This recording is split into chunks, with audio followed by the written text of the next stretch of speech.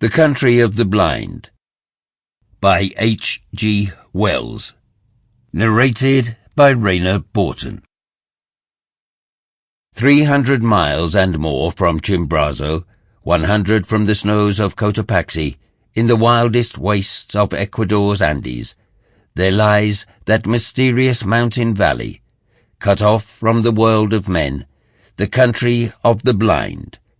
Long years ago, that valley lay so far open to the world that men might come, at last, through frightful gorges and over an icy pass into the equable meadows, and thither, indeed, men came, a family or so of Peruvian half-breeds, fleeing from the lust and tyranny of an evil Spanish ruler. Then came the stupendous outbreak of Mindubamba, when it was night in Quito for 17 days, and the water was boiling at Yaguachi, and all the fish floating dying even as far as Guayaquil.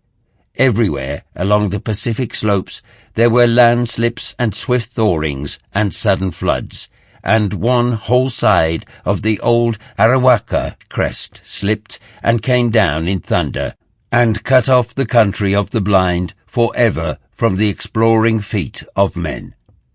But one of these early settlers had chanced to be on the hither side of the gorges when the world had so terribly shaken itself, and he perforce had to forget his wife and his child and all the friends and possessions he had left up there, and start life over again in the lower world.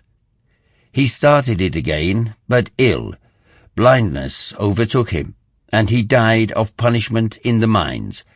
But the story he told begot a legend that lingers along the length of the Cordilleras of the Andes to this day.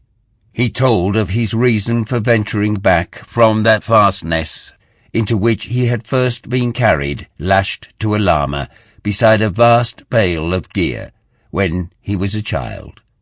The valley, he said, had in it all that the heart of man could desire: sweet water, pasture, and even climate, slopes of rich brown soil with tangles of a shrub that bore an excellent fruit, and on one side great hanging forests of pine that held the avalanches high. Far overhead, on three sides, vast cliffs of grey-green rock were capped by cliffs of ice, but the glacier stream came not to them, but flowed away by the farther slopes, and only now and then. Sample complete. Ready to continue?